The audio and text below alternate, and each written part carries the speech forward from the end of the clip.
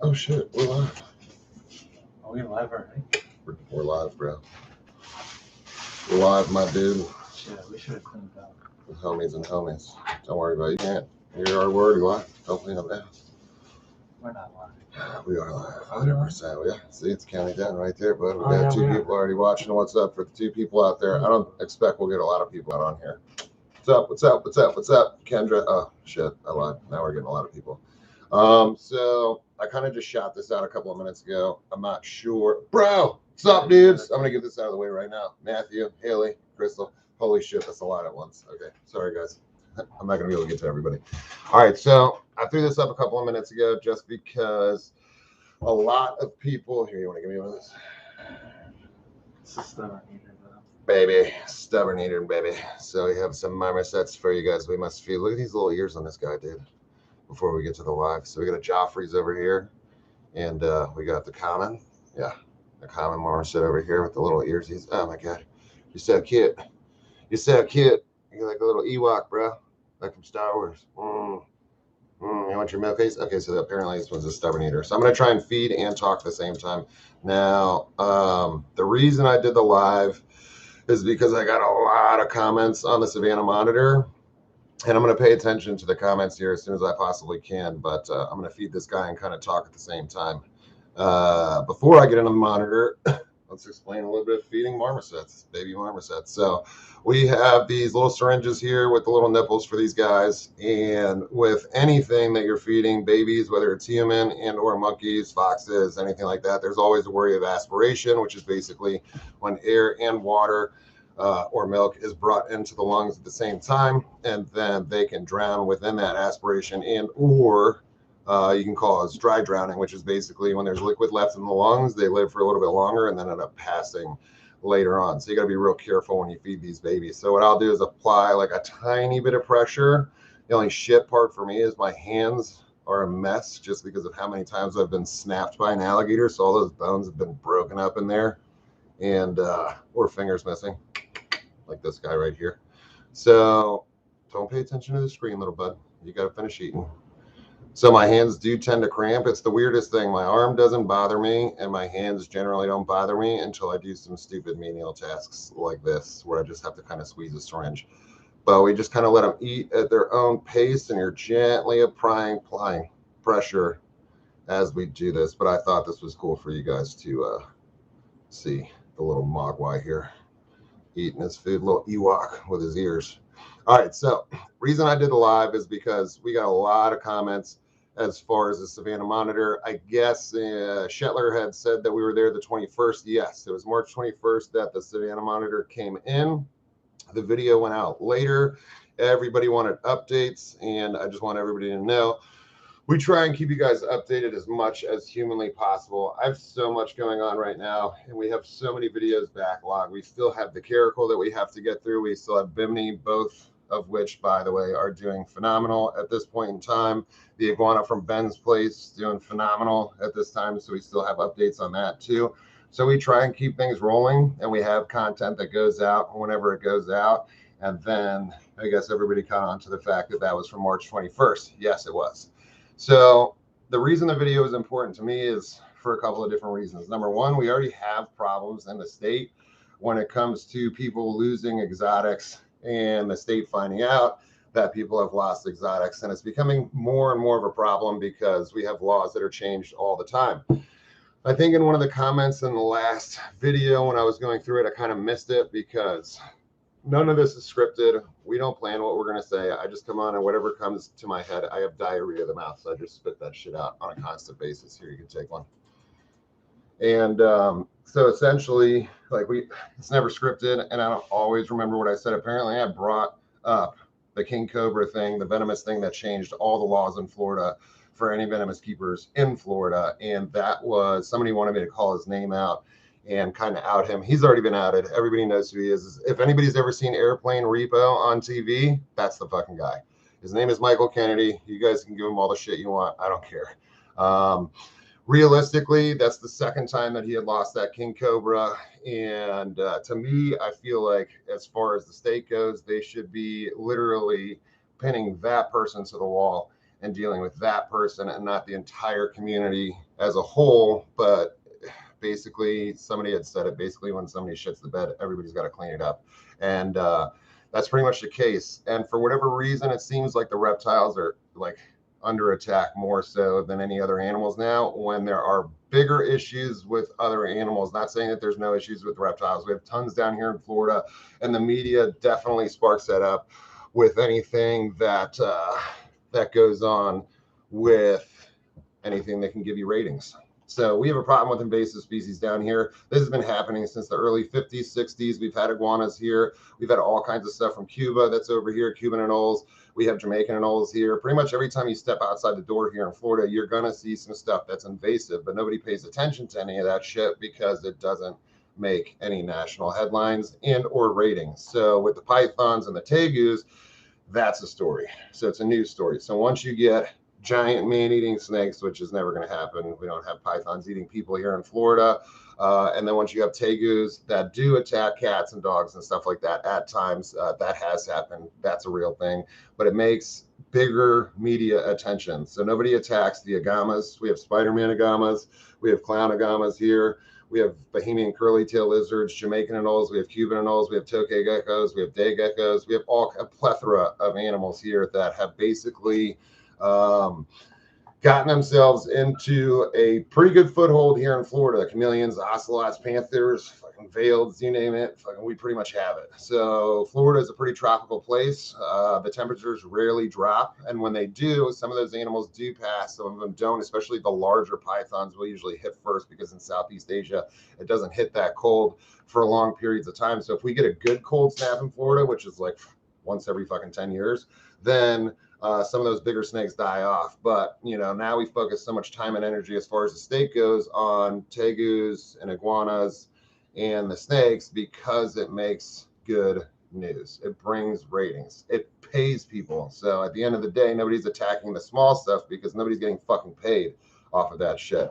And it's an issue for me because at the end of the day, we have all these issues that should be addressed, but at the same time, we're only addressing the shit that makes national media attention. And then in turn, it affects people that do this correctly, and it affects people that have literally based their lives off of doing what we do. And then some other people breed, some other people are into conservation, but there's so many people in the wildlife world. It's a small community, but it's also a large community, if that makes sense. Everybody pretty much knows everybody, but at the same time, it is a very large community. So in essence, when these laws change and things happen, it does affect certain people that are doing things correctly, that really roll out and go the extra mile, just like Treetops Exotics over here, Mark McCarthy over there, Mario down the way. They go above and beyond as far as regulations. So the state sets regulations, USDA sets regulations as far as the care and the procedures that we have to go through to house these animals correctly, to make sure that we don't have escapes, to make sure that we don't have animals running around, all of that good stuff. And to me, like, the whole focus should be for the protection of the animals, and you should always go above and beyond, because we have the minimum requirements for things, which is great to have some requirements, but we should always go above and beyond those requirements and try and give the animals the best life possible. Now, as far as the Mike Kennedy situation, losing a king cobra not fucking once but twice, for me it was a blow because of what we used to be able to do. We can no longer bring exotic venomous species outdoors. It's not that I disagree with it, but then they put the double door entry. They basically changed everything. So everybody that was doing things correctly for so many years and not having any issues had to pay for the mistakes that Mike Kennedy made. And he lost his permits. He did, but then they transferred it right to his wife. So he's still out there doing what he does, which to me, I disagree with. If you're going to take his permits, take the fucking wife out of it too, and then take his animals, deal with him on that aspect, take those animals, put them in a place where they're going to be managed and carefully watched, and get this fucking guy out of there. That's just the way that I feel about it. Now, I've never met Mike Kennedy in person. I don't fucking want to meet the guy in person. I don't care to meet the guy in person. To me, you fucking lost to King Cobra twice. That's a dick move. I've never, ever, ever had a problem with that. It's not that hard to make sure that you check your locks and make sure that everything is safely kept. Now, getting off of that subject and moving on to the next one, everybody and their brother, and I'll get to some of these comments in a little bit here, but everybody and their brother definitely wanted to know about the Savannah monitor. This one was a rough one for me. not everything that we do is always rainbows and butterflies. And as everybody knows that watches my channel, we don't paint it as rainbows and butterflies. We paint the real picture because I don't have any time for scripted bullshit or to paint you a picture just to have the rainbows and butterfly effect where everything is always solid and good.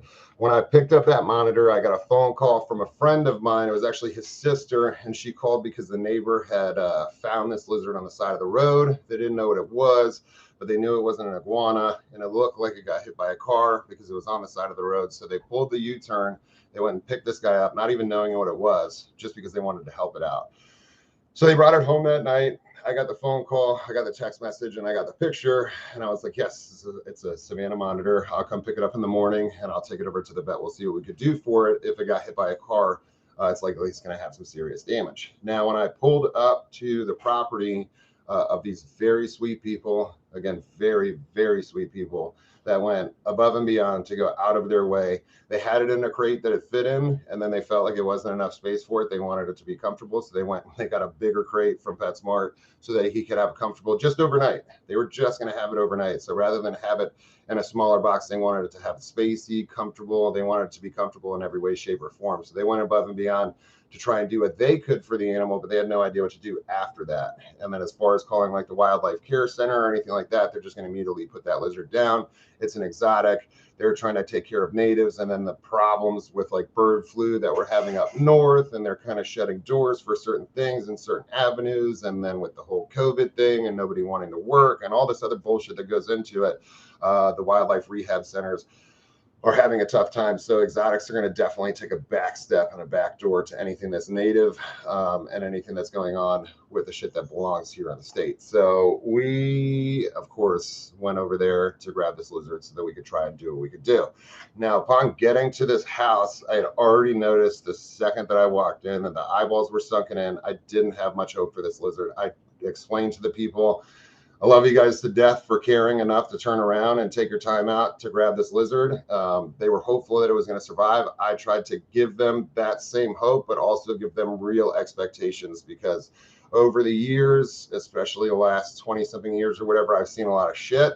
And for me, especially a big monitor like that, as soon as I see the sunken in eyes, especially with blood coming out of the nose, both of those things right off rip bother me in a big way, because for me, it's just something hard to turn around. Once the eyeball starts sinking in, whether you have a respiratory infection or trauma or whatever damage, once you see the eyeballs start to sink in, you're really at a point of like, I wouldn't even call it 50-50 life or death. At that point, I'd call it a 90-10. You got a 90-10% chance of survival, 10% on the chance of surviving, 90% on the chance of not surviving. So taking this lizard in, I called Dr. Shetler. It was his day off, and he was nice enough.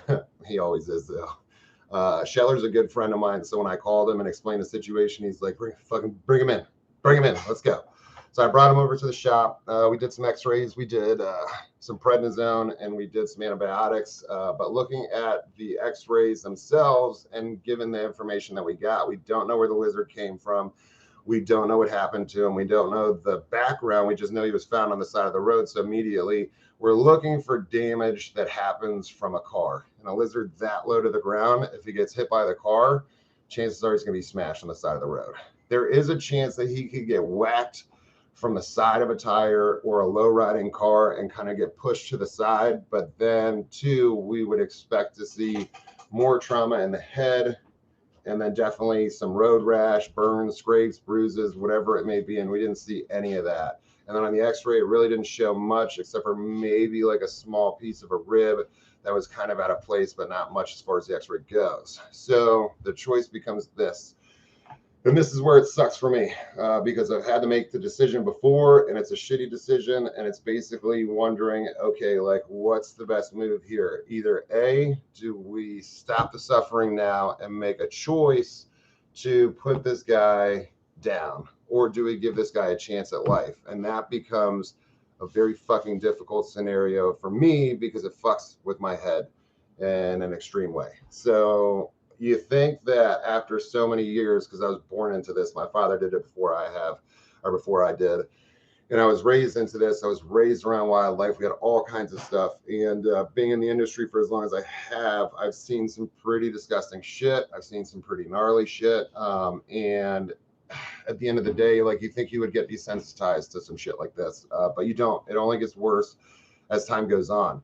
You start to feel worse for the shit that you see, and that I didn't in the beginning. In the beginning, I always felt really bad whenever an animal's in a bad situation, especially if I can help it or do anything or say anything about it, because there's many situations you walk up and you're like, this is all fucked up. There's nothing you could do or say, and then it's up to authorities to deal with that shit, and it's not something we could step in and say or do to fix it. So the rough situation becomes like, it sucks back then. You think it's going to not suck as much later on, and it ends up just sucking more and more every fucking time you see it.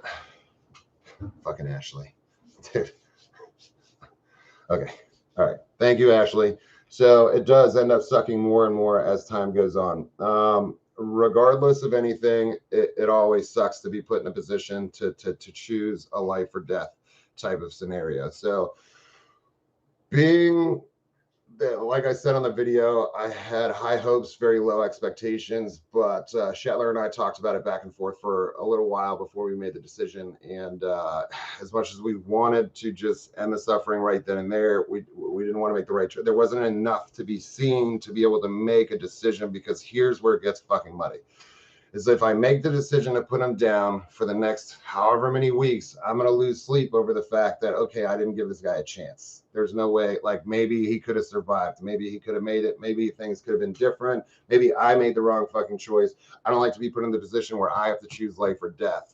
I'm not in a position to play God or whatever you guys believe in. Don't take that as a religion thing or whatever. We're not going to go in that direction. We're going to steer straight away from that. But whatever you guys believe in, however you think things work, whatever, totally cool with me. Everybody's getting my book, whatever belief system you have. That's not the point of this. The point is I'm not here to play a position of choosing life or death. I don't like it. I don't like being put in a situation. It's a very difficult situation to be put in. But we chose life, and we chose to give it a shot. And I brought him home that day, which you guys saw on video. You saw exactly what I saw. And as soon as I saw him start coughing up blood right then and there in my mind, I'm thinking already internal bleeding. Okay, now we're going to have that shit in the lungs. And is there a chance that can clear up? Yeah, small, very fucking small chance, depending on what's going on the inside, whether it was outside trauma pushing it into the lungs, just like what my old, oh God, I can't believe I'm about to talk about this. This is going to be a rough one for me. So my pup that I had to put down, not too long ago because of the whole, cancer situation that happened, and we battled that for 4 years, and she was good and then not good and then good and then not good, and we beat it a couple of times. And then towards the end of her life, we had to drain those lungs because of what was going on the outside of the lungs, basically pushing fluid to the inside of the lungs. So we were able to drain that out and give her some extra time and keep her comfortable before we had to make that fucking call once again, which I still beat myself up over because I had to make a call. It's a shitty call. It was my dog. I had her for 12, 13 years, and she was my life. It's still a little weird to go and be in the house and not have her with me by my side. She raised more animals than most people that I know. She was a big help in everything that I did with all of the animals, and even the animals in the house to this day still go looking for her. So back to the shit before I start getting fucking all bent out of shape here with the lizard. Can it happen? Yeah, there's a chance that the lungs could clear out. There's a chance we could drain that. So we gave it that chance. And that night, I'm sorry, not that night, he made it one more day. So the Savannah monitor made it one more day. The next day when I woke up, he was still awake. He wasn't very alert. He was kind of hanging out, doing his thing. We wanted to keep him into a space. Thank you guys, everybody there. I'll get back to you here in a second. So the next day when I woke up, we don't want to move him around too much. We didn't want him moving around too much. We just basically wanted him stationary. Obviously, he didn't need any food or anything like that. He was well fed by somebody. So things start running through your mind as far as what happened, why did this happen, what led to this, what's the deal here? And then seeing him alive the second day, especially after the other people had him for one night too, I got a little bit more hope, but at the same time, I was seeing more and more of the eyes sinking more in. Less activity, less tongue flicking, the whole 9 yards. So less alert, but it still gave me a little more. I thought he was going to go that night. I truly did. So when I saw him the next morning, I got this little glimmer of like, okay, maybe we got it. Maybe we did the right thing here. And then the second night, he was good through that day. We gave meds. We did that whole 9 yards or whatever. And then the second morning when I got up, he had passed. So the lizard did not make it. So for everybody out there that wants to know, no, the poor big lug did not make it. And we did the necropsy.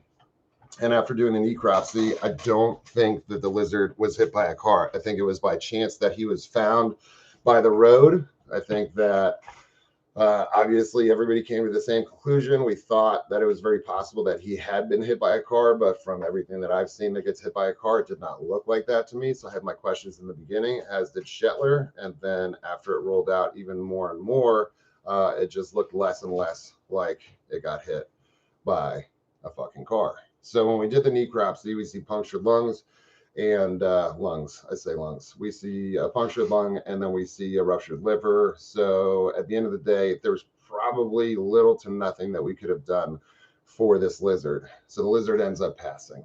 So it puts me in this position of losing more sleep, because then you question yourself. So I'm fucking human, just like everybody else out there. I'm not special. I'm no different than anybody on the whole page here. I'm no different than anybody in this world. I'm just a regular ass fucking dude doing what I do on a daily basis, and that's all we got.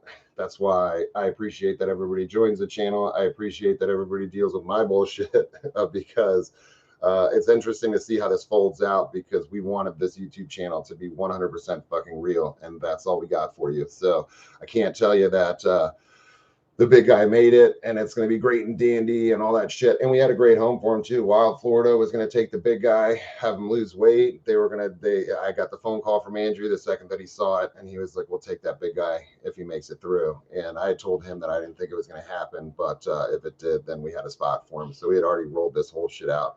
And, back to the shit that I was saying, like, I'm a fucking regular ass dude. So I fuck shit up. I've made mistakes, many mistakes. It's how I got to where I am today, by making fucking mistakes, by having shit happen, the bites, the things that I go through, whatever shit that I've learned along the way. It's to me, it's like a failure at what we do. And I don't want to call it that, because we gave it the absolute best care that we possibly could. We kept them comfortable. We gave them the comfort meds, but it still doesn't fucking change the fact that no matter how I look at it, I would always be in this purgatory type of limbo bullshit, because if I would have put the lizard down that day, I would have thought I made the wrong decision. And then the lizard dies 2 days later, and I feel like I made the wrong decision, because I feel like I could have helped him out right then and there, and I could have taken him out of whatever suffering he had going on. Because obviously, if there's shit in the lungs or whatever, there wasn't enough to say that he drowned in his own blood, but there was enough there to not rule it out. And then, as well as everything else that was going on, especially with the liver and everything, it's basically poisoning the body from the inside out with that being ruptured. So at the end of the day, it sucks. I lost a little bit of sleep over it. It still bothers me, because I feel like I fucked up no matter what. And anybody could say anything else, as far as that goes, but I'm always, no matter what, going to feel like I fucked up in that scenario. It's just like when I had to put my dog down, I left not knowing if I did the right thing. Now, she was bad off, and I'm not going to get into that whole shit. And she was suffering, so at the end of the day, I couldn't watch her suffer. I couldn't do it. She was drowning in her shit, and we were able to relieve that enough. But when it got to the point where we had to do that more often, it got to the point where I couldn't watch her not be able to fucking breathe. It tore my soul apart. And I didn't have any connection with this lizard. I didn't have any connection with the monitor. I just had met the little dude, but it doesn't make me care any less. I mean, obviously the dog's a little bit different, but the lizard, in a way, isn't much different, because it still bothers me to the point where you just fucking don't know. Like, I fucked up. That's all there is to it. So at the end of the day, I should have aimed more for probably putting him down that day, just seeing what I saw. But like I said, I don't think that it was a car hit. And then cycling through everything and talking to Shetler about it and seeing what we saw, I truly believe that one of three things happened. Either A, somebody really loved this thing, obviously, because somebody fed the shit out of this thing. And sometimes people think that food equals love, and it's a very fucked up scenario and whatnot. But somebody cared about this lizard, and whether it got out or whether it was intentionally released, we don't fucking know. It could go one way or another. A lot of times people do care about the animals and they have them, but it could have also been a scenario where it's just some asshole that had a lizard, and every time somebody came over, they were like, oh, check this out, and they throw a live rat in there and let them beat it to shit. So it's more like, let's watch this thing kill some shit. Because I've seen that multiple times too, where somebody has an animal just to see the bloodbath of the bullshit that goes on when an animal attacks another animal, as far as live feeding and all that shit. So it could have been a scenario like that, or it could have been a scenario where some people really gave a shit about this lizard, just didn't have enough information, and maybe at the pet store they told them this, that, and the other. They followed those instructions. They got an obese lizard, and it just so happened to escape. But I think at the end of the day, no matter what, in my belief, either that happened or the other happened. But regardless of what happened, I don't think it got hit by a car. I think either A, it tried to climb up a big tree or something or over a fence and fell, or some asshole, maybe the guy that owned it, took it and fucking launched it out the window, or somebody found it walking around and did what some people do, as we've seen with the girl that set the tortoise on fire that got in trouble, and the other people kicking around some turtles and stuff. We see it often where people like to abuse animals for whatever fucking reason, film it and put it out there like people want to see that shit. But it could have been very possible that somebody picked this guy up and just launched him in the air a bunch of times. And being that he's so big and it's such a big bodied lizard, like, they're not built to fucking fall long distances. An iguana, we've seen iguanas fall from trees 30 feet, 20, 30 feet, and then they hit the ground and they fucking take off, and they're just fine. They're kind of built for it. They're lean, they're mean, they're built for that kind of fall. It happens in the wild all the time. The Savannah monitors, they're fucking on the ground. They're living in, they're doing their burrows. They're living in the ground, on the ground. They're not climbing very high. If this guy was forced to climb and he fell, that's a scenario. But it could have been, like I said, somebody just threw him. But that's the damage that we saw. We saw more, especially with the necropsy, we saw more of damage indicative of somebody either launching this thing or him taking a big fall. So at the end of the day, there was nothing we could have done to save Lizard, and then I fucking end up losing sleep over it just because of the simple fact that I feel like now I should have made the other choice. I made one choice, I should have made the other choice. There's no way for me to know that, and that's the scenario that I don't like, being pinned against the wall. But it is a decision that somebody has to make, and I'm in the middle of it, so it's a decision that I made. It's a fucking shitty decision. Did I fuck up? Yeah, I think I did, 100%. And I'll say it 1,000 times. I think I fucked up. He didn't look like he suffered much. He looked okay during the day, and then he passed in his sleep the second night, and we woke up to that. And like I said, I'd rather just do the live instead of doing a fucking video. I'm not going to put a video where we bury this lizard and all that shit. You guys don't need to see it. I didn't want to see it. I didn't want to bury it. I didn't like it when I was doing it. I didn't like to see him, dead in the morning. I don't think you guys need to see him dead in the morning. It's not something fucking that I think is exciting. I don't need fucking clickbait on there of like injured and fucked up animals being buried and all that nonsense. I don't care for it. I don't want to see it. I don't want to go through it. So I'm going to keep you guys from that and explain the story so you guys get the update. You know what's going on. Everybody knows what's going on now. I got a lot of messages about that guy, and I'm thankful that I did, because it shows that a lot of people actually do give a shit about the animals that we have and the animals that we care for. There was a lot of people that reached out to give him a home. There was a lot of people that reached out to find out immediately what happened that day when we posted the video. I had a lot of messages asking if he was okay. Is he okay? Is he okay? So a lot of people actually do care. And it kind of strengthens the whole faith in humanity thing, because we lose some of that along the way when we're dealing with certain people and certain things, especially in this industry. It's rough. I hear all the time in the industry with people that have been in this industry for a long, long time, and there's still thought processes of we should beat the shit out of animals to break them. We should dominate. We should, do all this weird shit or I see them used as merchandise and nobody gives a shit whether the animal lives or dies. They live in terrible conditions and then they're sent off for money, and that's the only thing that matters. So we see a lot of fucked up shit. So to see the other side of things, where a group of people like everybody on YouTube that comes together and basically has the same views and the same take on an animal's life. Like, this is a living, breathing thing that didn't deserve what happened to it. Now, whether this was accidental or on purpose, we'll never know. Nobody can make that call. We can all have our theories, but it doesn't make a difference because we'll never know truly what happened. But at the end of the day, we do know that the animal didn't deserve the outcome, especially for what he went through, whether it was accidental or not. And whether it was an accident or not doesn't fucking justify the losing of the animals. Now, should we read the shit? What? From Baltimore? Brian's off camera, just so you guys know. He's over here feeding the little. Here, I'll show him. He's doing. I already fed one, bro. You could still feed him. He's feeding a little fennec fox. Look at the little babies. There you go. There's a little happy baby to bring you guys back to light, since I just depressed everybody out there. But should I bring up the Baltimore guy in his comments? We finally got some hate speech, dudes. Surprisingly. Holly, thank you very much. Sending love. You're an asset to the reptile wildlife community, dude. Humans can be disgusting, and there's a lot of fucking truth to that. I got some other people.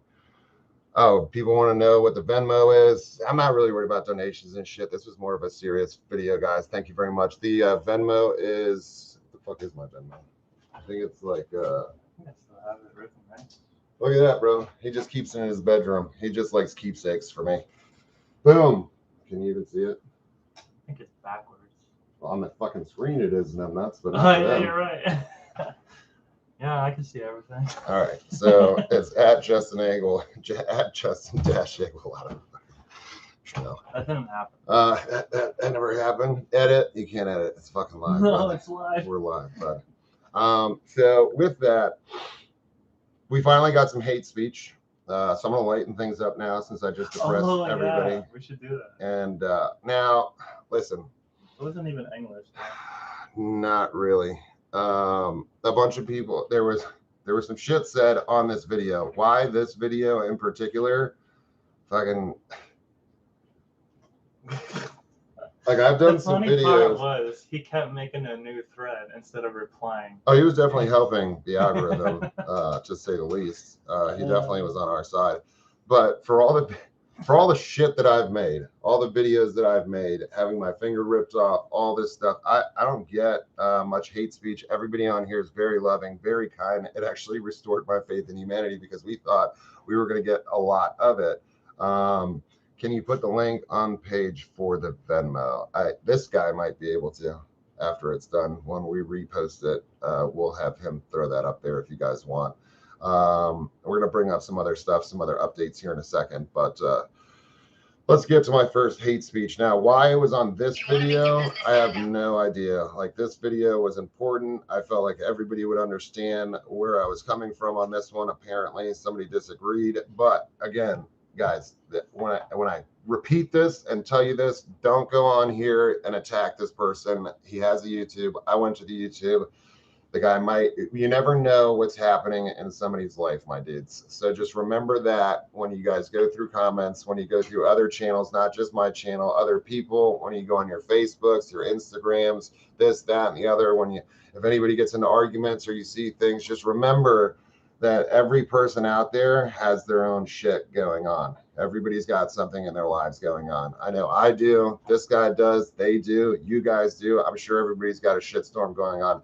And there's a lot of people that are in better situations. There's a lot of people that are in worse situations, but you never know what's going on in somebody's life. So never attack. If somebody attacks me on my page, I appreciate some of the comments that I got from some of the people, because it was pretty fucking funny. As long as you keep it light, I'm chill with that. But we never want anybody to attack anybody else. If they attack me, that's perfectly fine. If they attack other people on my channel, I'll usually go on there. I leave all my comments up. There is a filter in YouTube that you can use to, I guess the algorithm picks up certain words, certain things, so that if you get these comments, it filters them to another side, so you could read them first before you let them go on your page.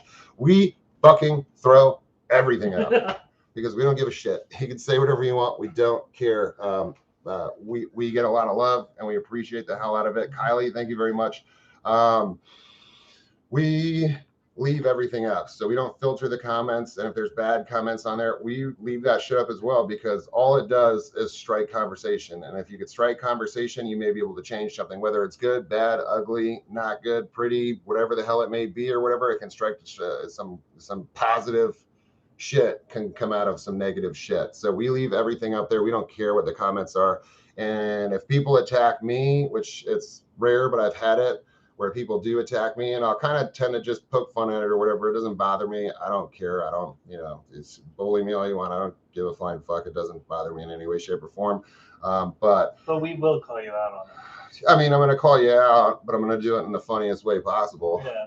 I'm not going to be a dick about it and say, go fuck yourself or anything like that. I'm not going to, I don't thrive into that. I don't get into that whole deal where we're going to argue back and forth with stuff. And I want to just urge everybody just to remember that everybody's got their own shit. You never know what somebody's going through in life. Could be a bad day for that person. So probably just don't attack people right off rip or whatever. If people knew my past, generally speaking, half of you might dump right off my channel, because I've had a fucking pretty epic fucked up past. This guy knows most of the shit that's gone on in my life. And it's been a rough road. It's been an extremely rough road through no fault of my own. Don't get me wrong. I have a wonderful family. I was very lucky with that. We're very close, but I am the black sheep of the family, and fucking everybody took a right turn. I took that fucking hard left and went way off with that shit. And I've had an extremely dark past. I've seen some shit that you never see in life. You see that shit in movies. So if you guys knew my past, you may feel differently about me as well. So just remember, everybody's always got something going on. So when I read this to you guys, I'm reading it for a reason, not to attack this person. It's okay that he said it. I don't mind it. Like I said, as long as it's just me that he's talking about. If they're talking amongst yourselves, like if you guys are getting attacked, I will step in and tell that person to chill the fuck out. At that point, I don't want anybody attacking you guys, but if it's me, it is what it is. I'm not too worried about it. But I'm not going to give you the full name, but it was Baltimore. And then there's another part of the tag name or whatever. But I'll read the first one because the person that commented on it was pretty funny. And this I did enjoy. So try and bear with me, fucking guys, because you're going to have to cipher the code here. Why do you consider passing people? That's what I can get. Structurally, every video you do is pretty good. Putting this one, you ask people all because their animal's too fat. You got everything else. Some animals are very quick, and you all do is run your mouth about the animal being fat. Now, JSI, I don't know if you're out here right now. Fucking love you, bud, for this one right here. This one got me. The response from somebody else was, is this even English? I thought the same thing myself. And I was like, I'm not sure where we're getting at here. I didn't know if he was picking on the fact that I was going off because the lizard was morbidly obese or whatever the deal is. And then the next one, because it goes on and on and on, all from the same person. The next one was, oh, now you're a veterinarian. You know everything. No, I'm not a fucking veterinarian. My veterinarian is a fucking veterinarian. He is. And no, I don't know everything. That's why I tell all of you guys, even double check my shit. Even when I say something, you can't take it as Bible. Research is key because I could be wrong too. We are all fallible as human beings. Remember that shit, please. So even the shit that I say, I can be wrong. I'm often corrected. I enjoy when I get corrected because it gives me the ability to learn from the mistakes that I have made, which I have fucking made many mistakes. So let me just put that shit out there. The next one that he has is blah, blah, blah, blah, blah, blah, blah. It's all people hear is coming out of your mouth. I pray for the animal, but you think you're better than somebody taking care of animals.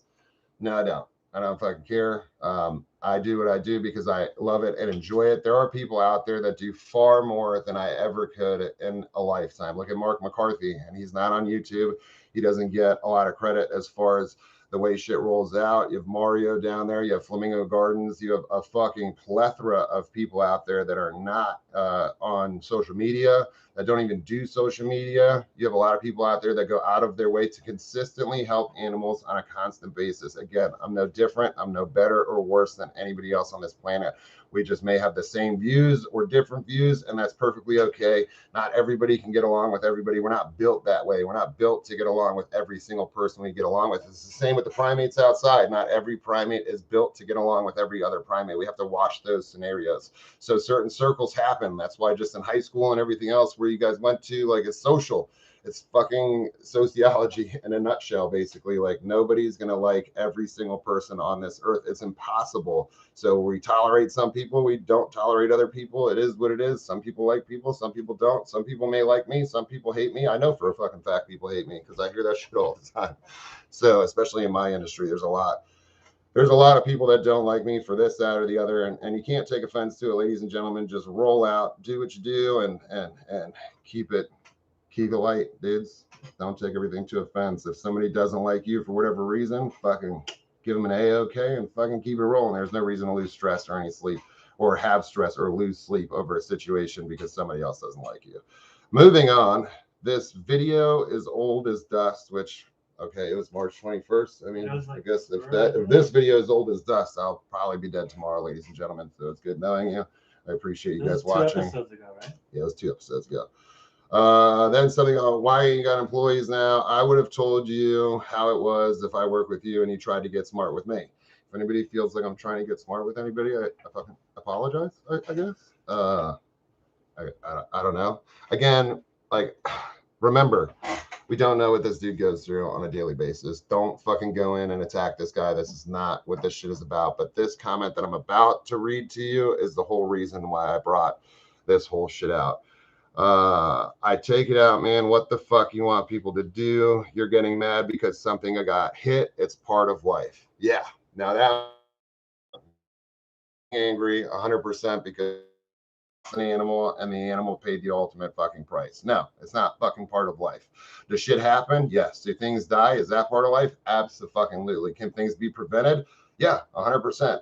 Was I upset? Yeah, 100% because at the end of the day, no matter what, in the end of all of this, there's a solid chance that we as an industry and the people that work in this industry, the people that do right and actually do everything that we can to protect these animals and go out of our way to go to these fundraisers and help out with conservation. And I'm not going to call myself a conservationist. I wish I was. I wish I could do more field work, but I can't at this current point in time. I can only focus on what's in front of me, and I try and give my animals the best lives that they possibly can. So I won't say that I'm a conservationist. I do work with people that do conservation. I try and get into that shit as much as I possibly can. I don't claim to be one. I try to educate as much as possible, but I also let everybody know I only know what I know, and I could be wrong on some shit too. And if I stand corrected, I stand corrected, and I eat that shit up. Just like when we were talking about the crocodile episode, and I said humans only use 10% of the brain. Apparently, I was wrong on that. Somebody put that shit out there in a very nice way. They weren't a dick. They didn't say, "Hey, you're a fucking idiot," blah blah blah. They were just like, "Hey, that's a myth. This, that, and the other." And then I started doing some research, and apparently that shit's a myth. So it's a myth that's been going on for a long time. But it's very simple. If you have a disagreement or if I'm wrong about something, you can bring that shit to my attention because all it does is give me the ability to learn. Same with everybody else. If you keep an open enough mind and don't get upset or offended over somebody trying to help you out, then it only furthers your own life and it only furthers your own knowledge. And I wish I had the same mindset when I was in high school because I would have finished that shit. Stay in school, kids. I went the opposite route, but if I could go back and do it all over again, I would fucking eat that shit up because the ability to learn and have somebody teach you further along in life gets less and less and less. I was lucky enough to be put with people that I was put with to be able to learn the shit that I learned. But if I could go back to school and do shit all over again, I would soak in as much as I possibly can. So I keep an open mind. And if somebody comes at me respectfully and says, "Hey, bro, like this is what it is and you were wrong about this and here's the research behind it," then I got to fucking go back and look at some shit and relearn some stuff that I've been wrong on for the last 15 years, 20 years that I've thought the same thing. And I thought it was very interesting, and I've been looking into that. I can't give you much information about the human brain because I haven't gotten that far into it, but go look that shit up, ladies and gentlemen. I said it on an episode. I said flat out that humans use 10% of their brain. The crocodilians use 100%. Now I know they do, but I didn't know that we did. I'm still trying to tell the other 90% of my brain to kick in. Now that we know that fucking you use a whole 100, because my brain's definitely not firing at a fucking 100%. In any way, shape, or form. Electrons are not going. I'm pretty sure mine's at 10%. You guys are good. Mine's at fucking 10. So, but that's the one comment out of all that shit that fired me up is because yes, that shit did bother me. It is a problem. Somebody did lose a lizard, whether it was accidental or purposeful, whatever the case may be. It does not justify it in any way, shape, or form, nor does the morbid obesity. It's very simple to do some research. It's very easy to be told something at a pet store and take that shit as Bible, go home and run the way they say it. But if you're being responsible about things, especially with animals and wildlife, things that are alive, breathing, living, like it's the same for people. Like if we don't treat our bodies right, then you're going to fucking shut that shit down. Same with the animals, but we're in control of their lives and we're also in control of our own lives. So we're doing what we do to control our own lives, and we're also doing what we can do to control. I don't want to say control. That sounds like a dick move, but we're in the hot seat for the little guys like this.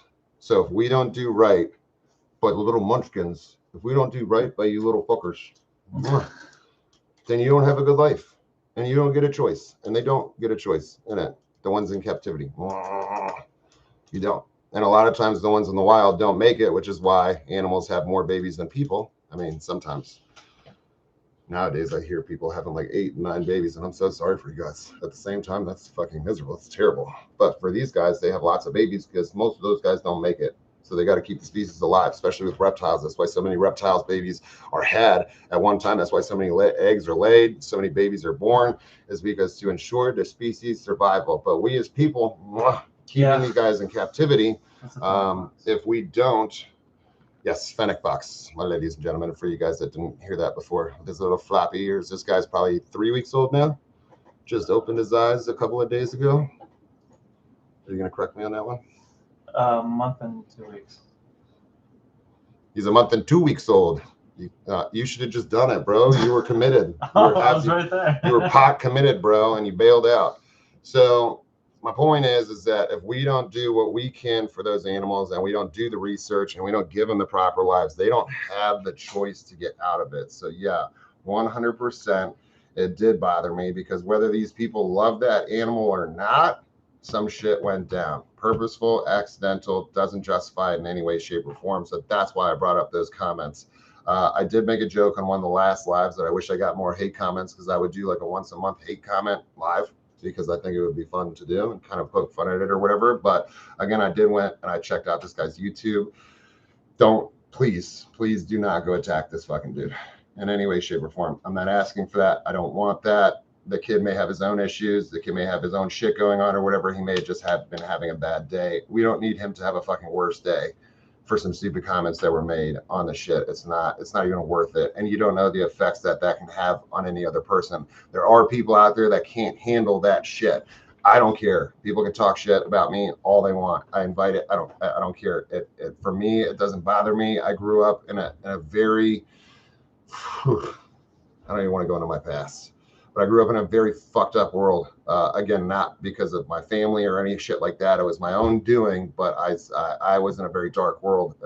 So for me, I don't give a shit about the comments. I don't care about, there's no cyberbullying and all that shit, but that shit's real for other people. So you can't take that and take what I say and then flip it around and say that works for everybody, because it doesn't. There's a lot of people that are affected by certain things on the internet, people saying things. So please, ladies and gentlemen, I love you to death, because I know that if I asked you to, everybody and their brother would go attack this person. Save that shit for when we get to deal with the guy with the park, and then you guys can go attack that motherfucker all you want, because he deserves every bit of it. He's an asshole, and I support that. But I know him, and I know the deal, and I was around him for 6-7 years or whatever, so I know the whole story behind all that nonsense. So when that shit goes down and everything rolls out with the lawyers and all that other stuff, and we get to the end of that, you guys get to finally hear what went on, that I can support, because I know what the hell went down with this guy online. I have no idea, so please just keep it light, ladies and gentlemen. Don't go attack the guy. I'm sure he didn't mean anything by it. He did care about the lizard, it seemed, or whatever. It seemed like he didn't want me poking at other people, and I'm not trying to fucking poke at anybody in the industry. If you have any animals that are overweight, if you have any animals that have escaped, I'm not fucking poking at you. Accidents happen. I'm not saying that they don't.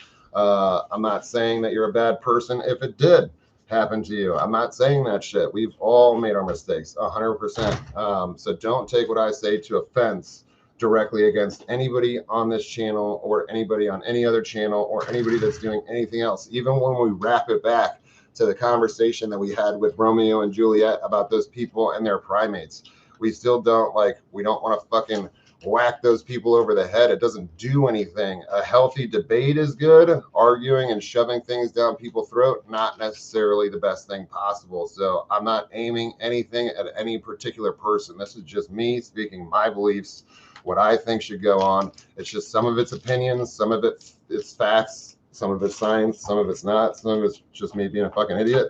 But at the end of the day, you just have to kind of take a seat, kind of think for a second before shit goes out of your fucking mouth and all that other nonsense. To just realize that everybody goes through their own shit.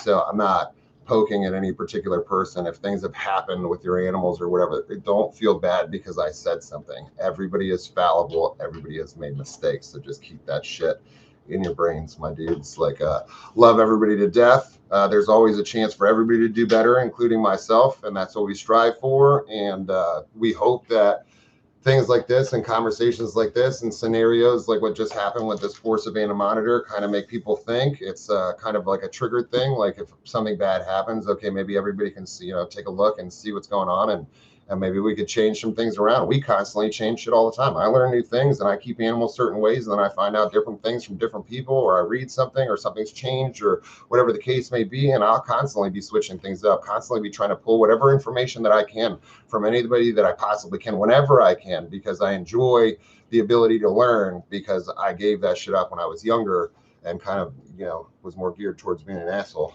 in school, I think. And I wish I could have taken it a little bit further. So having said all that, I'm going to finish up with the rant here. I just wanted to keep you guys updated and let everybody know what was going on. And as far as the whole nonsense goes, that's it. I fucked up. Sorry, dudes. Sorry that I couldn't give you guys better news. I wish I could give you the rainbow and butterfly story. That's just not how the shit ended up. So having said that, let's take 51 minutes. Dude, I talk too much. How's your owl doing, dude? How's my owl doing? Yeah. Fucking great, dude. Oh, we should do an episode of old Hootie McGee, dude. Yeah? What's his name again? Bird. Yeah. For anybody that doesn't know me, by the way, it's fair. It's pretty funny. So I'll tell you a funny story, just like I did in the last one. Ever since I was young, I've named animals kind of like what it is, because it's easier for me to call them that way. So if I got a dog and it's a puppy, I'll usually call it puppy. Come here, puppy. If it's a bird, I'll be like, come over here, bird. If I got monkeys, I'll be like, monkey, come over here. So I tend to name shit what it is. So I have a parrot named Bird. I have an owl named Bird. I have a monkey named Monkey. And I have a macaque, so Monkey. And then there's the macaque that's Mac. And the other one is formerly known as Cheese, thanks to my daughter. So we have Mac and Cheese. I have my pig that I call Pig.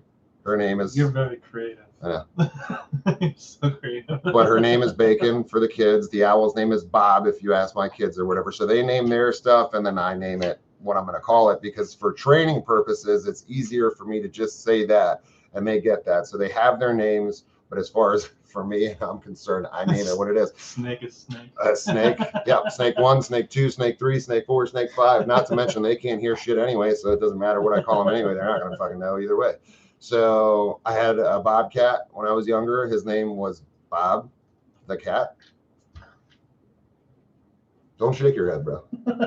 You know that shit is great. I had a lemur when I was younger. My buddy John, Otter John, one of my mentors, he hated my fucking guts because I named it Monkey. And he reminded me every day that it's not a monkey. And I'm like, I know, that's why I named it Monkey, just kind of piss you off. So I had the lemur named Monkey at the time. She's now living with a guy named Tiger Dave with his troop of lemurs over there. It's a primate, yes, but it's a prosimian. But I named it Monkey kind of to fire it off at John or whatever. So I'm not super creative when it comes to the names. You can ask all the girls that used to work for me, Madison and Talia and Jackie. They fucking hated it. They hated it because they always wanted to name their stuff all these interesting names. The only thing that I did name was one time I had a terrapin, right? I had a diamondback terrapin, or it might have been an ornate terrapin, and I named it Quentin Terrapino because I thought that shit was fucking hilarious. But anyway, back to the funny story. So Blake from Exotics Animal Ranch, if you guys haven't checked him out, go over to his channel. He does some amazing shit. He's very kid friendly. So for everybody out there that has kids, if they want them to watch a wildlife channel that doesn't have this mouth, you can go over to Blake's channel. He's very kid friendly. You can have them watch his channel if you don't want them watching my channel. If you don't, that's totally cool with me. I get it. But Blake, when my pup passed, he had offered me one of the dogs that they were breeding over there. I think he's kind of getting out of that, but for the kids, he was like, "Hey, I want you to take this dog." And the dogs are, I think it's called a pocket bully. I'm not really sure what the breed is. The thing was very cute. I saw him as puppies, and it reminded me of my big guy Duke, but it looked like you put Duke in a microwave. So he was like this little tiny Duke, right? And so I'd seen him, and I fell in love with his dog and the brindle and everything. And then after Blake found out what was happening with my dog, he had wrote me a long message basically explaining like, "Hey man, I'm sorry for what you're going through. I'd like you to have this dog for your kids and for you." And I was like, "Dude, I can't. There's no way I could take that. The amount of money that dog is worth, and not to put monetary value on any animals or anything, but the money that it's worth was rough for me to be like, yeah, cool, thanks." As much as I appreciated the sentiment and the offer, as Blake is an incredible dude. Thank you. I think that says nihilist. I can't read. Sorry, guys. I can't see that far. My eyes are fucked. But Blake had made that offer, and then we kind of rolled on for a couple more months. And then I went to his house, and his mom popped outside and said, "Are you going to take the pup?" And I was still kind of on the fence, and I got all this stuff going on, and then worry about the big. I have a rescued pit at the house right now that's going to a buddy of mine. We just got her spayed this morning, so she was in the house, and Pickles didn't really get along with her. She did, but she kind of just dominated her on a constant basis. So it really wasn't fair for her. So we were looking for a home for her so she didn't have to go to the pound. So we just got her spayed today. She goes in 2 weeks. So I had all this shit going on, and I was like, I just don't know if I could do this. And then they brought the little guy outside. I saw him again, and I was like, damn it. And I was like, well, what'd you guys name the dog? And they said that they've been calling it Puppy.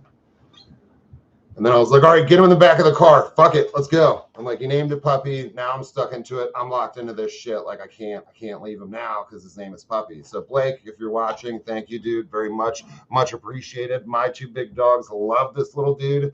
It's the funniest thing ever. He walked in like he owned the place. He kind of tortured up Pickles a little bit. He likes to pick on her. It's the funniest shit that I've ever seen because it's these two massive.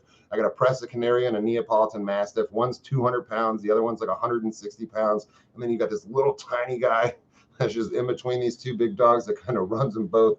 And that's the funniest shit I've ever seen. I'll post some videos up later on about that stuff. But I thought that was pretty good. So that gives you a little background on what's going on. Now that I rambled on for far too long for anybody to even care. Hold on, you got 3 more minutes till make it an hour. Oh, we're going to get to an hour. We're going to fucking run an hour because we're going to answer some questions now. Thank you, Jess Rabbit. All right. Oh, Jess Rabbit, too. I got to get with you. I will call you a little bit later on. I have your sun shirt, but I also have another surprise for Dylan out there. Dylan, if you're watching, Saltwell did. I got a surprise for him as well. We have 2 Dylans now that are fans because we have Kendra's Dylan over there, but Dylan from Jess Rabbit over there, I'm going to get with you in a bit because I got some stuff for you. Now, we're going to take a couple minutes, then we're going to answer some questions. We're going to take what, 5? 5 what? Questions? Well, I mean, how many do you want to take? I don't know. I feel like you should pick. All right, I'll read them all. All right, give me some questions, bud. Anyone has questions? If anybody's got any questions, now is your time to shine because Brian's going to pick 5 solid ones out, and he's going to deliver them to me in the best fashion ever. Did you check with Jeff about the merch? Question mark. Not yet. That was the best question you could find. Not yet. Don't be insulted. That's actually a good question. So we're gonna get. Oh shit! Thank you, Jeff. Actually, I'm not Jeff. Who asked that? Grim Exotics. Thank you, my dude. That actually brings me to what I wanted to say before I went into a fucking gigantic rant, and my brain goes always. We got merch coming, and I'm super excited about that. I think we're about a day away from having the old logo done, and we got some merch ideas. I think we're going to start slow with a couple of shirts. I think we'll be able to roll that out. Well, yes, give me. I always take. Give me. Oh, munching. So we got the merch coming out. We've got some good ideas. What are you doing, Bill? What are you doing, Munchkin? There's a little owl monkey for anybody that wants them. So we got the merch coming out, and hopefully by next week. We also have the bite video we're working on that was supposed to be out this week, and just like when I said it was going to be out on 20,000 subs, it's not going to be out this week. It's going to be out next week. We're working hard on that. We want it to be really, really good. So Belle the owl monkey here, by the way, is a New World primate, and you have to, even though I'm kissing her, for all you ladies and gentlemen that want to know, you have to be very careful. Somebody asked me the other day if there's diseases that can be transmitted from primates to humans and vice versa, and yes, there is. These guys can get herpes B, and they can give that to us, which in turn kills us. It's a terrible, horrible virus. Do some research on that if you want to be scared for the rest of your life. I did. It scared me for years. And there's only been, I want to say, 30 recorded cases of that. I think the last one was in 1998, more in laboratory testing facilities. But these guys as well, if you have, everybody carries some sort of herpes, simplex, whatever. If you get a cold sore, whatever that is, and you put that monkey in your face, she can get that and she can die from that. So vice versa, something that won't kill us can kill them, and something that will kill them. Wait, no, I fucked that up. Something that won't kill us will kill them. Something that won't kill them will kill us. So yes, you can transmit diseases from primates. We all are primates. So, all right, questions. Bum, bum, bum, bum. Thank you, Grim Exotics. So, merch. We should actually update them about the arm bite interview thing, since we didn't do it this week. I totally just did. I don't know where the fuck this guy's been at. Oh, okay. Yeah, I totally just let him know that it was supposed to be out this week and it's going to be out next week because, you know, we want to make it really good. So, like, I feel like now you're just blasting past me. Never happened. You're used to it. Brian's like fucking great editor. Just, I wish you could see him right now. He's so camera shy. I love him to death, though. All right, Karen is doing great. She's over with Chris and Gabby. I think they've posted some episodes. So if you bounce over to their channel, you can see that. And Karen's doing great. I'll go visit her hopefully soon. I've been trying to, but shit has been absolutely insane. And Karen's doing phenomenal. She's bossing them around on a daily basis. So no worries on that. So far, everything from the park that we had is doing wonderfully. The only thing that I can't account for was some of the parrots that were left at the park that I could not legally do anything about, and nobody would legally step in to do anything about. So hopefully those guys are doing well too, but I cannot speak on that. That's not my business at this point in time, and later on we will fill you in on that. But everybody else is doing phenomenally. Next question, please. We got 4 more, but 3. They can't count. Come on, not a lot of questions. Brian can't read. How many kids do you have? How many kids do I have? It really depends on what day it is. So I got a tight-knit family. We popped out a lot of kids. I'm a twin myself. For anybody that doesn't know, I have a twin brother. And then my sister also has a set of twins. So apparently that shit runs deep in these genes. So my sister's got 3 kids. I have an older brother as well. So my older brother and my older sister.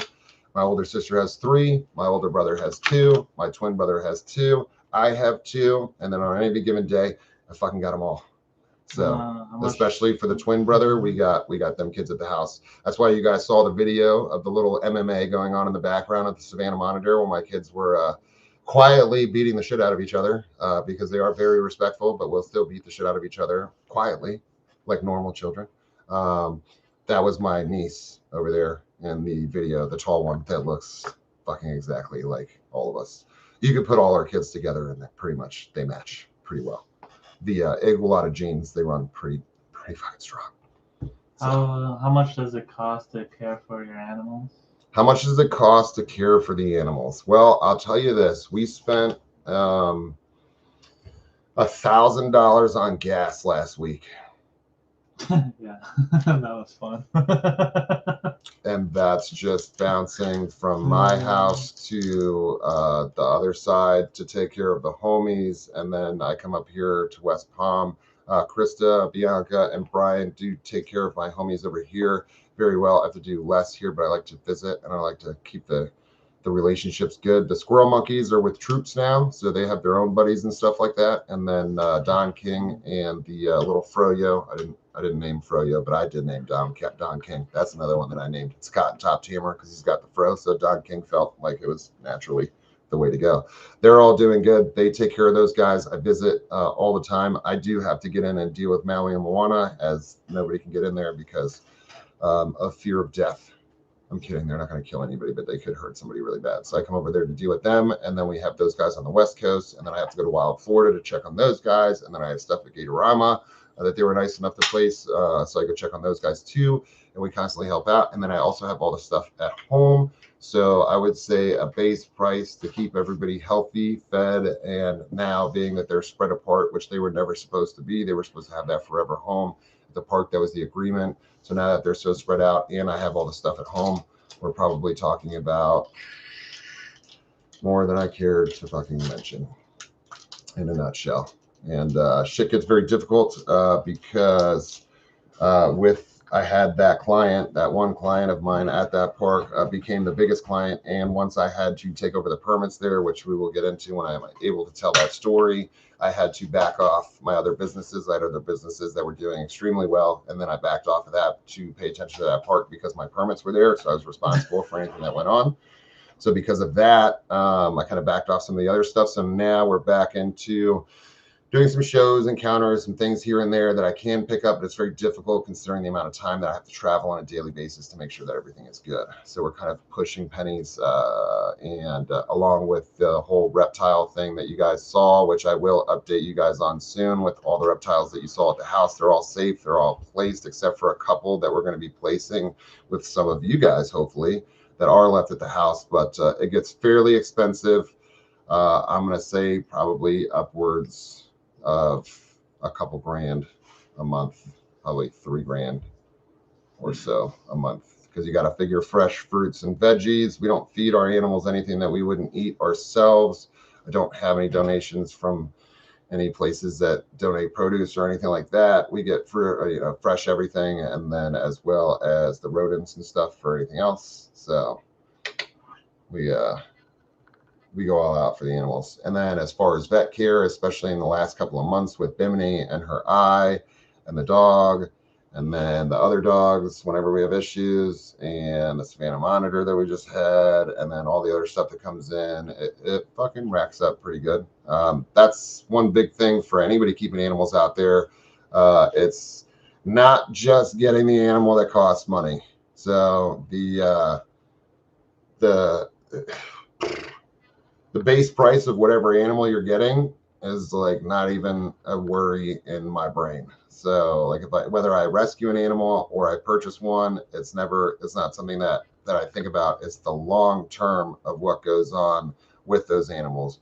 Building an enclosure. Now I'm having to move homes to get the property because the state won't work with me on the macaques to get the same exemption that I had at the park before, which I should get, but I can't, which is ridiculous. I have to uproot my life to get those homies back. So there's that. Enclosures, food, vet bills at any point in time. And that's my biggest urge to anybody out there keeping any collections or any animals at all, whether it's one or fucking 100. You always have to be ready for emergency vet shit. We see it all the time. And no matter how good you take care of your animals, some shit's going to go down at some point. We try to do the best that we possibly can. Here at Treetops, we have to go to the vet. Here at my house, we have to go to the vet. And look at what just happened with Bimini, the Caracal, all that stuff. Shit happens all the time, and you got to be ready to be able to dole that out. I'm lucky enough that I have Shetler that works with me on stuff, so I can kind of just barge his door. I'm there almost every other day. He's a very good friend of mine, so I was lucky enough to have these vets in my life to be able to do what I do. Otherwise, I don't think I'd be able to do it in a fashion that I would be comfortable with, because I feel like if I'm not giving the animals the life that they need, I lose sleep over it. So it's not worth it for me to have something if I'm not going to be able to do it justice by giving it the best that I possibly can. And right now, as I stand, like I wish I could do a little bit more for the animals that I have, and eventually we'll get there, but they're safe and they're good for right now. And then within the next couple of months, hopefully we'll roll out some really good stuff for those guys too. So yeah, it's a lot. It always ends up being a lot. So one more question. Shoot. What set Romeo off? What set Romeo off? So if you guys watched the video the other day with old Maui and Moana, my angry old lady over there, Obviously, we know what's setting her off. She's just confused and she's hormonal, like any other woman would get. And I respect that shit completely because I have a mother, sister, I have aunts, I have women in my life. Basically, you have a family, right? Yeah, we got families, bro. Okay. I mean, Brian deals with it too. He's Okay. got the same as me. So that shit happens. We know what's happening with her. She's hormonal. She's got the baby. She's in protection mode with Romeo and Juliet. So we showed you a short clip just because it kind of went with what was going on. Brian and I went to Gatorama the other day, and then after that, which you'll see that episode soon. But after that, I went to go check on my homies and spend some time. So I was in there for like 2, maybe 3 hours hanging out. And Romeo and Juliet are always really good. There are times when Romeo does get testy. The female, less likely to get testy, and she does not have those giant teeth like the males do. They do have some canines, but nowhere compared to the males. So even if she gets a little testy, it's not quite as intimidating as the boy. But we were hanging out for a good long time. I'll post up the raw footage maybe in the following week so you guys can see what was going on. But it was basically footage for me, so it's filmed vertically, so you would have the 2 black bars on it. It wasn't meant for YouTube. It was just for me to have, just for the future if I wanted to take a look back at, you know, hanging out with my buddies and stuff. It wasn't meant for any social media or anything like that, but I will share it with you guys. But I have like, I don't know, 20, 30 minutes of footage from here and there from us playing our little limbo games, because I play limbo with Romeo, where we duck underneath the thing and he ducks with me and we do that back and forth. So we were playing for a while, and then he was hanging out. He was sitting on my leg, and as per usual, he peed on my leg. So I made a joke about that while he peed on my leg. Then he got off my leg and he went to my other leg, and he was on the ground at this point. So I was basically making fun that he had peed on my leg and then went over to pick my scabs. And what set Romeo off was me. It's always me. It'll always be me in those scenarios. So what happened is essentially, you could step in the camera. Don't be shy. Don't be shy. If you want that monkey, you got to come over here and get that monkey. Say hi, Bianca. Bye, Belle. So what set Romeo off was simple. He was doing his thing, and he went down to pick some scabs off my leg, and I put that phone a little bit too close to his face, so he saw that as me taking him away from his privileges of peeling off my scabs and creating the blood to come through. So he wanted to pick the scabs, and he thought he was going to be taken from that, and he took offense to that shit. Immediately, and you can see it when their eyebrows get real big and he looks up, and then I know shit's going to go down. So just like you saw in the video, what I do is I just talk real soft to him, and I try and remain calm as possible. And I'll post the other videos of like the blood afterwards, because Romeo literally, he got on my shoulder. I was calling him, looking at her, thinking that she had retreated onto my shoulder, and I'm trying to call him, and I'm staring at her calling Romeo, and she's staring at me, Juliet, I mean, is staring at me like, what's fucking wrong with you, bro? Like, I'm not even Romeo. Like, he was already on my shoulders. I'm calling him, looking at her, and then I was, oh, he's right here, and he was back to normal. And then he went over to check out what he did to my arm, which there's not much left on there. It was just a couple little scratches there, and he went over there to lick the blood off of that, because I guess he was just trying to prove the point. Like, I did that. So I'll post the videos. It's actually pretty funny. And then after that, he ripped my pockets off my shorts and all that good stuff. But he just had a moment. That's all. He had a moment. It's something to look out for. It happens.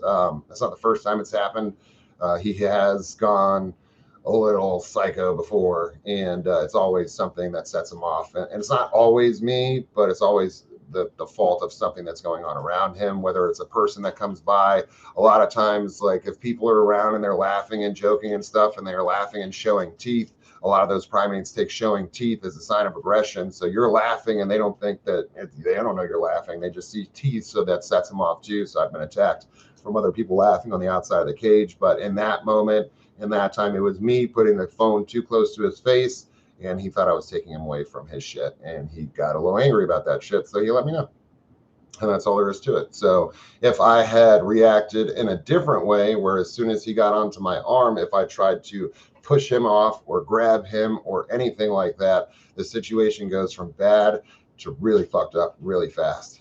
So especially with that species of monkey, it's not like you're going to be able to grab onto him and hold on to him and, you know, tell him what's up or whatever. And I don't believe in that shit anyway.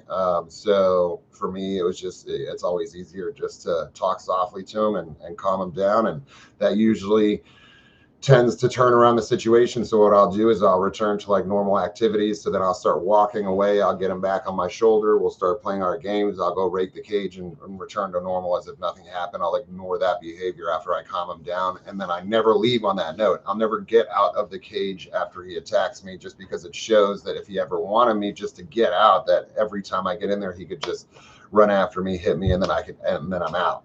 So generally, if you get attacked and then you walk out of the enclosure, chances are you're not getting fucking back in that enclosure. So I always like to keep the relationships with my primates, especially, very tight. I don't know why Brian thought that was funny. He liked that. He liked No, that you right have no idea what's going on in chat. I don't even know what's going on. Well, fill me in, bud. What do we got? All right, what are you afraid of? What animals are you afraid of? Let me see what we got going on here. Roaches, right?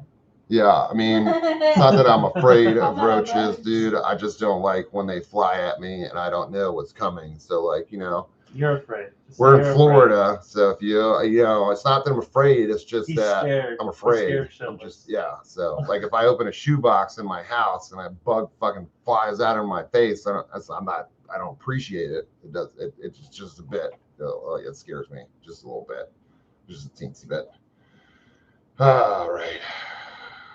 All right, Ben John. Oh, he's scared of alligators and cobras the most. Any snake gets him screaming like a sorority girl.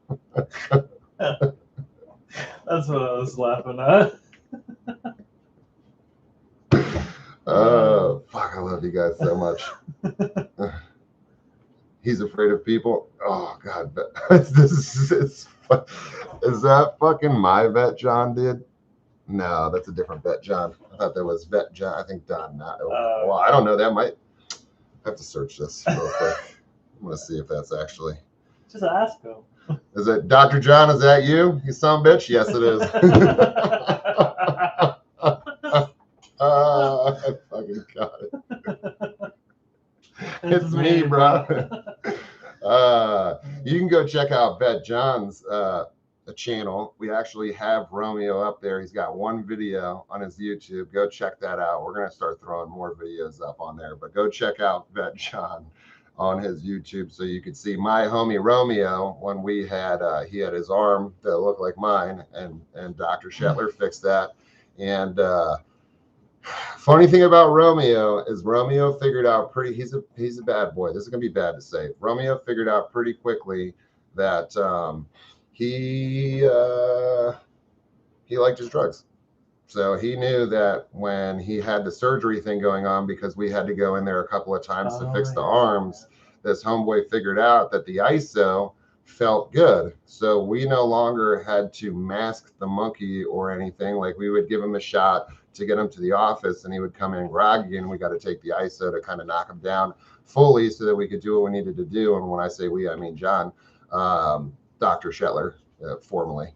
So Romeo would literally take the tube and he would smoke his own medicine until he fell asleep, and that shit is absolutely hilarious. So go check that stuff out too. Yeah, we're gonna keep the live video up, Jennifer. So we're gonna pop that back up there. You guys will be able to watch it. Vet John says, I have no idea where he learned to smoke. Neither do I, bud. Neither do I. No, we don't teach our monkeys to smoke or whatever, but you know, sometimes they just pick up on stuff. You know, TV these days, it's fucking nuts, bro. These monkeys are just watching too much TV and, you know, too much Snoop Dogg. You know what I'm saying? Shout out to my Snoop Dogg. I love you, dog. So at the end of the day, it's pretty funny though, and it actually helped us out because we didn't have to do anything aggressively. We just had to hand him a hose and he would literally smoke himself to sleep. So I thought that was pretty funny. All right, last one, and then I am getting out of here. And again, let me take this time, since he's on here, Dr. Shetler. You know I love you, bud. That is that's my husband. That's my second boyfriend right there. What? Don't get jealous. Don't get jealous. He was here first. John was here first. That's my boo right there. And you guys truly don't understand the respect that I have for this man. This dude has done more for me than most people I've ever met in this industry. And the dude's fucking phenomenal when it comes to the vet work. One of the very few that I trust. So thanks, Boo. I appreciate you. Oh, you did the emojis. You didn't do that last night. I gave you the emojis first. So I'm totally winning on that side. But I see you, John. So thank you very much. question, All right, one more last one. question. Like, we keep saying that. We're going to be here for fucking 2 hours.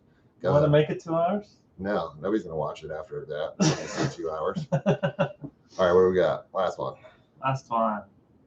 The first one that pops up, I'll read it. I thought you already had a question lined up. I had no question lined up. Everybody's saying thank you to Shetler. Please read Alan Malone's post. Alan Malone. I don't even know how to work this damn computer. Big shout out to your vets. That was Alan Malone. That's what I saw. Who's your first boyfriend? My first boyfriend? I should say Dr. John was my first boyfriend. My second one is sitting next to me. Actually, I should say Carrie, because he technically was here first. But who's Carrie? Carrie, bro. Carrie. I was looking for Alan Malone. Somebody said to read it, but please read Alan Malone's post. I'm trying, guys. Can somebody just repost? Can somebody? Yeah. I can't find it either. I mean, I see some of them, but wait. Alan, what was it? Alan Malone? Justin, you should keep your life as to this. There's no question. Yeah, I don't know, guys. Somebody wanted me to read the post. I can't. QQQ, he asked, what other people can you do live in Florida to help donate, like vegetables or fruit? Comments on where Tyler. the people live in Florida. Well, that's kind of drama, right? What is it? Comments on Tyler Nolan's demonetization. Fucking sucks, bro. Fucking sucks. Tyler's demonetization isn't fair. It's not something that's I see it happen a lot here, and some people depend on YouTube financially. I wish that I could, because it would help a lot, but we don't make a lot of money on here, unfortunately. But Tyler was in a good spot, and unfortunately enough, he got tagged up for some nonsense because Chandler and him did something together, and then that kind of flagged it just from them using footage on 2 separate videos, and he got flagged for that, so he's got to wait for 30 days to be able to fix that. He tried to speak to somebody from YouTube. That shit didn't work out. No worries, guys. Tyler's not going anywhere. Within the next 30 days, he'll be able to reapply for that. He's going to post stuff up on the interim, but at the end of the day, he's going to probably take small breaks in between. That's why he's upping his tattoo stuff and reopening books and stuff, so he can pay a little bit more attention on that. It's sad what happened to Tyler. It's sad what happened to a lot of these guys. Dingo, I think, went down for like a copyright thing or some bullshit like that. And who knows? Maybe we'll go down one day for my mouth. I don't know. But it's supposed to be YouTube, so we try and be you. But I guess like sometimes that shit just doesn't work. But it's just an algorithm thing, and unfortunately, he caught the shit end of that stick. And but he'll be back. He's doing okay. I talked to him the other day. It's his birthday today, I believe, or yesterday or tomorrow. Either way, happy motherfucking birthday to Tyler Nolan. Love that. And it is, yeah. But that's all right. All right, now I want to give a huge thank you to everybody out there that did the super chat there. Appreciate you very much. There was another one there, Zombie Sarah. Thank you very much. I feel like a zombie myself most of the time. Dr. Shetler, we love you. Thanks for watching live with us. I'm glad you had the time for that. Tell the kiddos and everybody that's visiting right now that I love them too, even though I haven't met them yet, but I'll meet them soon. Bye. And everybody that donated, like I said, thank you guys very much. Everybody on the channel, you guys fucking rock. I love hanging out with you guys. Try and get to all the comments as per usual. So keep commenting, keep sharing, keep doing all that good stuff. Try and help this channel move to something where we can maybe hopefully do a little bit more in the future for some more animals. Maybe we could build something where we can actually do, I don't want to say actually, because we do help some animals, but we'd like to help more. So maybe we could build this into something fun for everybody and very productive, to where we can get some more help out there to more animals in the best way that we possibly can. So keep liking, keep sharing, keep commenting. As everybody knows, I get to most of those comments. Hold on, I found the Alan Malone post. He said, how can we help other than Venmo and Patreon, i.e. if somebody local to you can help with fresh produce, etc., or any other way? Oh, bro, go to BiteForce_.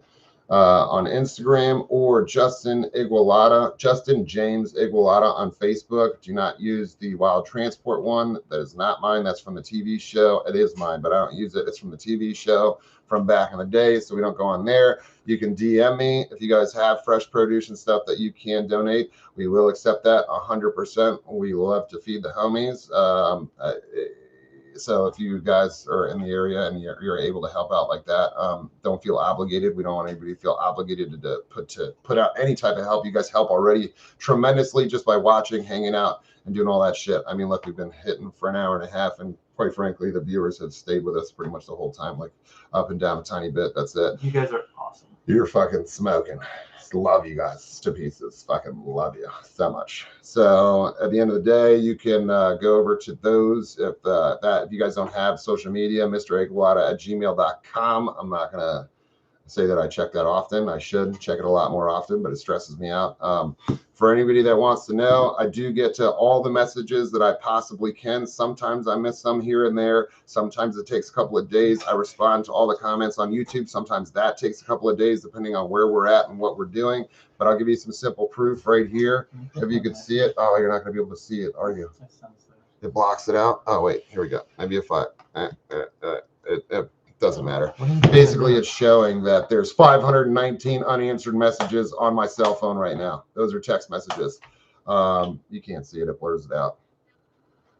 You can try. We should have done autofocus. Yeah. Well, either way, I do get extremely busy, but I try and answer everybody. I appreciate all of you guys. Every comment that you leave, I do look at it. I do answer. I do respect it. I appreciate you guys more than you guys will ever know. We got the Patreon up and running. He'll throw it up in the links. Sorry that I took up an hour and 25 minutes of everybody's time. That's Brian's fault. Anything that you guys do like on the channel, you're very welcome. Anything that you hate on the channel, Brian's right next to me. You can blame him. His Instagram is Treetop Exotics or Brian Barker. Is it Brian Barker at Brian Barker? Just Brian Barker. Brian Barker. Brian Lucid. Brian No, Lucid. it's not Brian Lucid. It's not. No, it's Brian Barker. You guys should argue right now because it'll be totally everybody would appreciate it. So if you guys don't like anything, blame it on Brian. Everything they do, if you appreciate it, you're welcome very much. And everything else is Brian's fault. Thank you guys very much. Patreon's going to be up in the link. We love you guys. I got to get out of here. Otherwise, we're never going to stop this shit. We're going to be going on for hours and hours and hours, and I'm never going to shut my mouth, and I need to shut the fuck up. So much love, ladies and gentlemen. Fucking boom. I don't know how to end this one. We're not on the phone. Fucking put me on a computer. I don't even think you ended it yet. What, dude? And you just have to press M. Wow.